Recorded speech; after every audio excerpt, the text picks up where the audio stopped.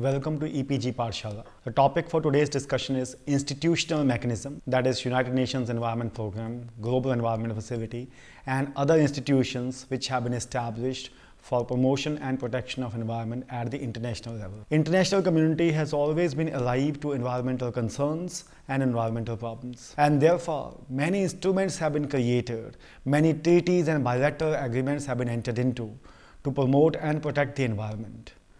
Not only that international community has been creating instruments, conventions and bilateral agreements dealing with the environment, but it has also been alive that we need institutions also which can monitor, which can regulate and which can implement these instruments. At the international level, the drafting of principles, making of principles, entering into conventions is a comparatively easy task than implementing the same, because we do not have a global governance. Basically, we lack governance at the international level, and therefore international environmental governance that took shape, especially after that 1972 Stockholm Declaration.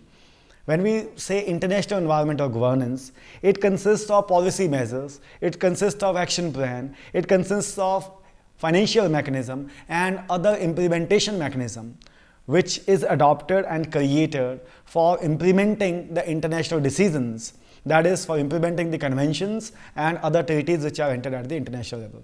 As we said that after the adoption of Stockholm Declaration in 1972 at the Stockholm Conference, the international environmental governance, the need for it was recognized, and as a follow-up to that UNEP, the United Nations Environment Programme was created, and which is one of the most important institutions dealing with international environmental governance. Not only UNEP but various other institutions have also come up. These institutions, together with already existing institutions, together they constitute international environmental governance regime. These include United Nations Environment Programme, World Agriculture Organization, United Nations Development Programme, Global Environment Facility, United Nations High-Level Political Forum on Sustainable Development, etc. So today we shall be discussing the role of these institutions. Friends, starting with the most important institution, that is United Nations Environment Programme. As stated earlier, this institution was created as a follow-up to Stockholm Declaration, which was made in June 1972. After the declaration was, the conference was attended by 113 nations of the world, and as a follow-up to this conference, in December 1972, UN General Assembly adopted a resolution where United Nations General Assembly underlined the urgent need for establishment of permanent international institution for protection and improvement of the environment. Since its establishment in 1972, UNEP has played a pivotal role in international environmental governance. The Governing Council of the, if we look at the role of international environmental UNEP, the objectives of United Nations Environment Programme, we find that this UNEP was created with the main object of providing permanent institutional arrangement for coordinating global efforts aimed at improvement of environment. The main objectives of UNEP are promotion of international cooperation for the protection, preservation and improvement of environment, to devise and implement policies and measures regarding protection, preservation and improvement of environment, to provide general policy guidance in environmental programs of United Nations, to monitor and review the implementation of UN environmental programs, to create environmental awareness and to disseminate scientific environmental knowledge, to monitor environmental situations and the emerging environmental problems, to review and monitor international and national policies concerning environment and their impact on developing countries, to provide technological support and to help in capacity building. This apart, UNEP aims at ensuring help in the development of national and international environmental norms and strategies, and also to develop programs for environmental stability. If we look at the organizational structure of UNEP, its Governing Council is situated at Nairobi, Kenya. Governing Council of United Nations Environment Programme consists of 58 members. These members are elected by the Governing Council for a 3 years period. The composition of Governing Council is 16 African states, 13 Asian states, 6 East European states, 10 Latin American states, 13 Western European and other states. The Governing Council of UNEP is required to report to UN General Assembly through Economic and Social Council. The resolution of 1972 also created Environmental Secretariat, which acts as the focal point for these environmental matters. So far as the expenses of UNEP and Environmental Secretariat are concerned, these expenses are borne by the United Nations, whereas for meeting the operational costs of the programs which are made by the UNEP and which are implemented by the UNEP, the Environmental Fund has been created, which is based on voluntary contribution from the states. If we look at the history of the Environmental Fund, which is created for UNEP, we find that around 93% of the funds have come from 15 nations, that is Germany, France, Netherlands, USA, Sweden, Belgium, UK, Switzerland, Norway, Italy, Canada, Denmark, Finland, Russia and Ireland. Rest 7% has come from the other nations of the world. So as of 31st August 2017, 93% of the funding of Environmental Fund that was from these 15 nations. And it must also be kept in mind that out of 193 member states, only 60 states have been contributing to Environmental Fund as of 31st of June 2017.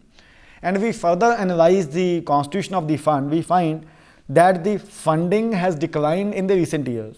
If we look at 1994-95, the total contributions were around 124 million US dollars, whereas by 31st August 2017, they have declined to 62.65 billion US dollars.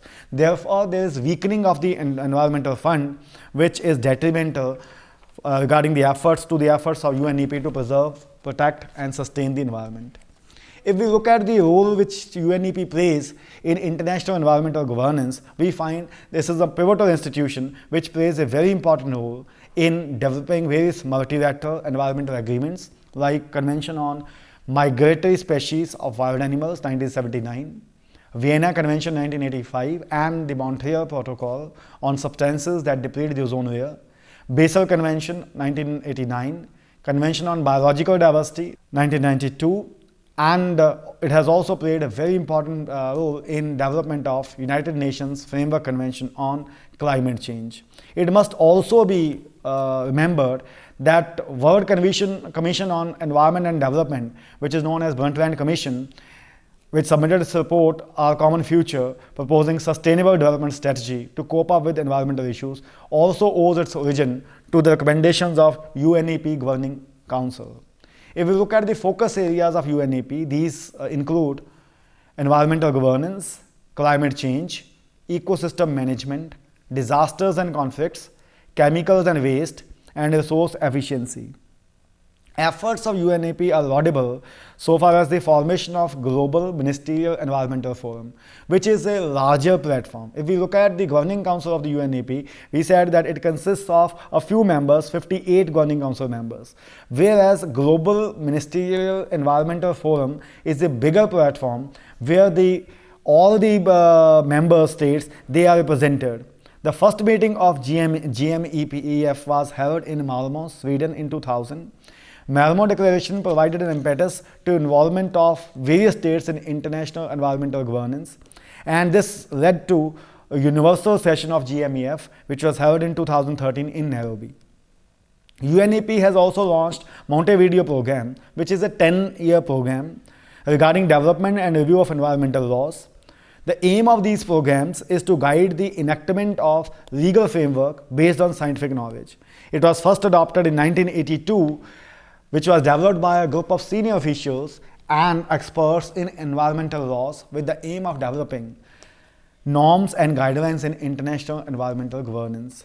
Second program was adopted in 1993. Thereafter, 2001, 2009 and 2010, few more programs were adopted. There has been midterm review of these programs which took place in 2015, where more than 100 participants discussed the challenges in implementing the programs concerning the environment. When we look at the association of UNEP with India, we find UNEP has its presence in India and has established its office in New Delhi. And UNEP has partnered with India in environmental protection and conservation projects. Some of the important projects which have been partnered by the UNEP with India include Solar Loan Program, India ABS project under Nagoya Protocol, Indigenous People Network for Change, Global Network on Energy for Sustainable Development, National Planning for Food Security, Low Carbon Transport in India.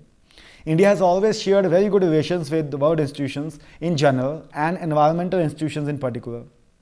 If you look at our National Action Plan for Climate Change, it was also initiated with the help of UNEP. This apart, if we look at the overall role which is played by UNEP, we find it has been instrumental in international environmental governance. However, one must also not lose sight of the fact that apart from UNEP, there are various other international institutions which are also dealing with promotion and protection of environment.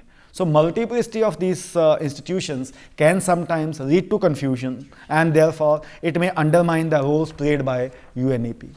Next institution which we can discuss briefly is Global Environment Facility, which is a multilateral financial mechanism with 183 member countries. Global Environment Facility, it owes its origin to the meeting of Board of Governors of the World Bank and International Monetary Fund in 1989, where the French Prime Minister suggested the establishment of a fund for global environment, and he pledged financial support for this purpose.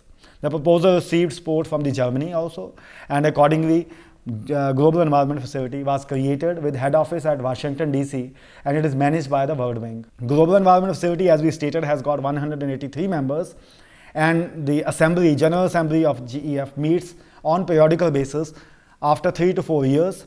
It reviews the working of the Council, operations of GEF, etc. GEF Council is the main governing body, which comprises of 32 members representing developed countries. 14 members are from the developing countries. 16 members represent the developing countries, of which Africa has 6 members, Asia and Pacific has 6 seats, and Latin American and Caribbean has 4 seats. 2 members are from the economies in transition, that is economies from the Center and Eastern Europe. The Council members are appointed for 3 years and they meet twice a year. As we stated, Global Environment Facility was set up in 1991 by World Bank, UNDP and UNEP. That is United Nations Development Program and United Nations Environment Program. The pilot phase began in 1991 and continued till 1992.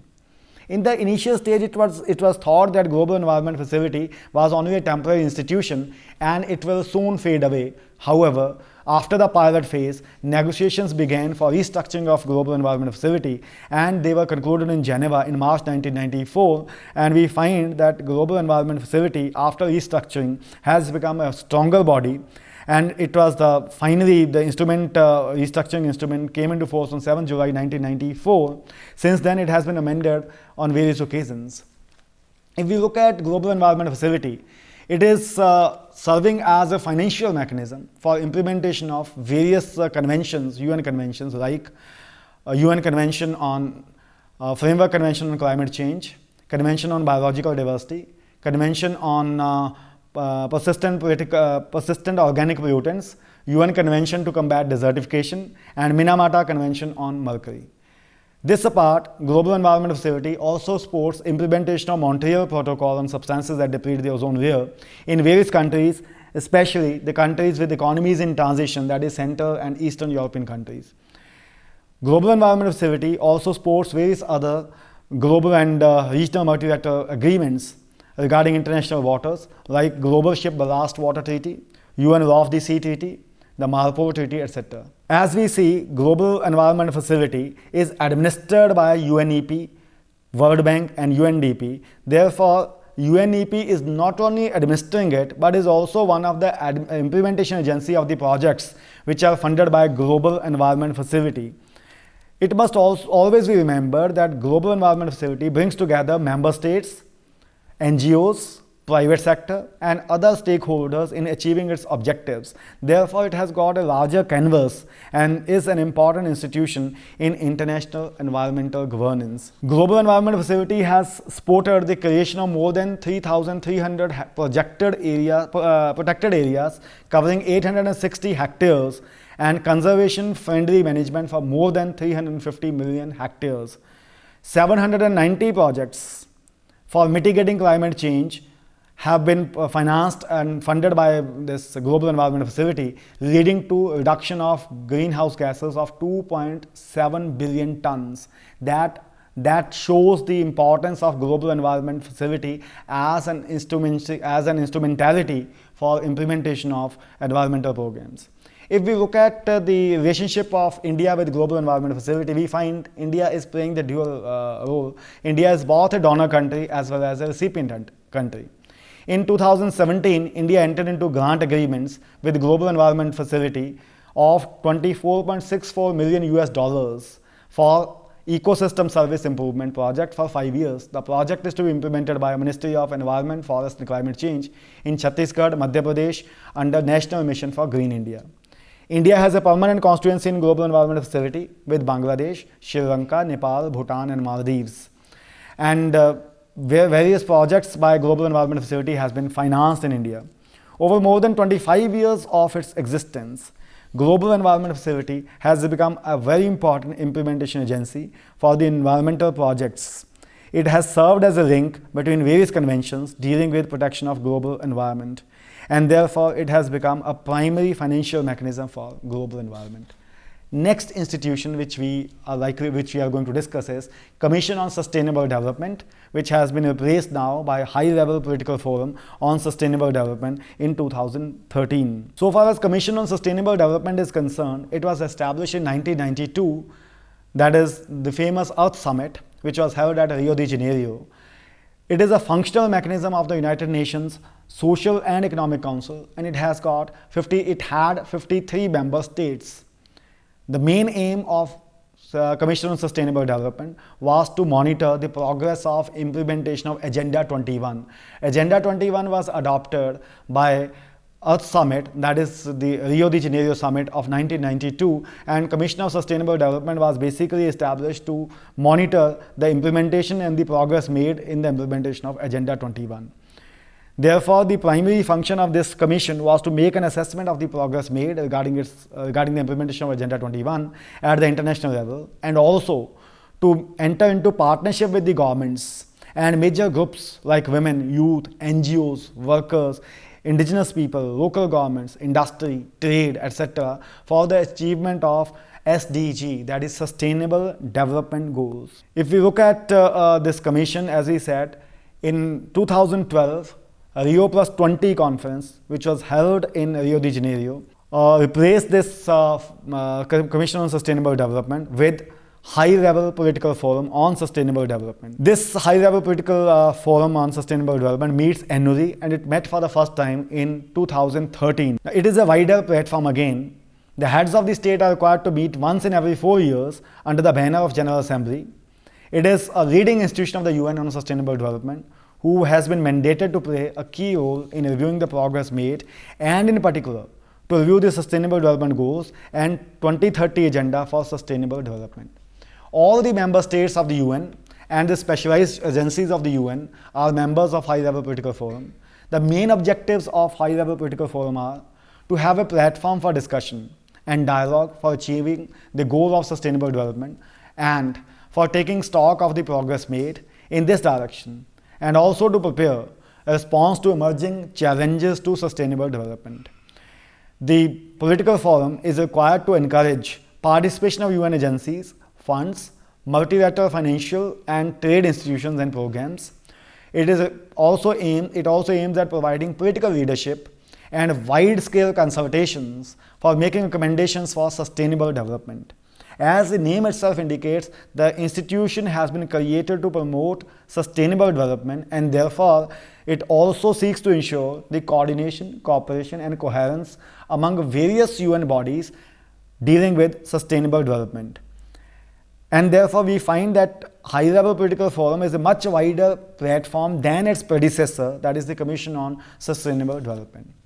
Another international institution which is active in the field of environmental governance is United Nations Development Programme. United Nations Development Programme was established in 1965 with the merger of two bodies, that is United Nations Expanded Programme of Technical Assistance, which was created in 1949, and US Special Fund, which was created in 1958. It is a very, very important institution which deals with not only development issues but also with environmental issues. As we have stated that UNDP is also one of the participating institutions in Global Environment Facility and is also one of the implementation agencies of the projects funded by Global Environment Facility. The focus of United Nations Development Programme is on sustainable development, democratic governance and peace building, climate change and disaster resilience. If we look at the role played by UNDP, we find that it has played a very important role regarding climate change, especially in developing countries, so that the developing countries can attain sustainable development goals. It has also played a key role in capacity building and in mitigation adaptation for climate change in developing countries. With the adoption of 2030 Agenda for Sustainable Development in 2015, UNDP is now working on new frameworks for disaster risk reduction, climate change and sustainable development. It coordinates various funds, institutions and agencies of UN dealing with development. Presently, UNDP is helping developing countries in zero carbon development. UNDP has an executive board consisting of representatives of 36 states which are elected on a rotational basis. Besides this, so far as this board is concerned, it decides about the budget, plan and activities of UNDP. So far as India is concerned, UNDP has presence in India since 1951 and presently it has got more than 40 projects in almost all states of India. Another institution dealing with international environmental governance is World Meteorological Organization. The predecessor of World Meteorological Organization, or WMO, was International Meteorological Organization, which was founded in 1873 with the chief aim of facilitating weather information exchange among governments. This organization, that is International Meteorological Organization, functioned till 1950 and it was replaced by World Meteorological Organization in 1950. It is a specialized agency of the UN and it has 191 member states. Basically, this institution deals with the atmosphere of the earth, the pattern, the interaction of the earth's atmosphere with the oceans, the climate and the water resources, etc. It is one of the most important agency which facilitates information exchange on climate and in ensuring welfare and safety of humanity. It coordinates and collaborates with the national meteorological and hydrological services of member states. WMO supports various programs for scientific research on climate change, ozone depletion, biodiversity and diversification. It also coordinates the various observatories, the information exchange among them, especially El Nino, etc. WMO has played an important role in adoption of Paris Agreement on climate change, and its efforts have led to the establishment of Global Framework for Climate Services in 2009. This apart, there are various other international organizations which are dealing with international environmental governance. These include Food and Agriculture Organization. If we look at Food and Agriculture Organization, it is not only dealing with food and agriculture, but is also looking at the impact of climate change on food safety and agriculture. WHO, that is World Health Organization, which not only is looking at or which not only is supporting the health, but is also looking at the impact of climate change and impact of pollution on health. Similarly, institutions like International Labour Organization, UN framework on forests, these institutions have also played an important role so far as international environmental governance is concerned. So friends, we have discussed institutional arrangement for implementation of various UN conventions, agreements and treaties. We have discussed how United Nations Environment Programme, Global Environment Facility and other institutions like IPCC, like ILO, like Commission on Sustainable Development or High Level Political Forum, they have been instrumental in developing in implementing the conventions, treaties, and other bilateral agreements which have been entered into at the World Forum. We all know that at the international level, we lack governance, and therefore, to fill this void, these institutions were created one after the other, especially after the UN meeting, UN conference declaration in Stockholm in 1972. Thereafter, various institutions have come on the scene. Those institutions, together with existing institutions, have been performing the functions of international environmental governance. Thank you.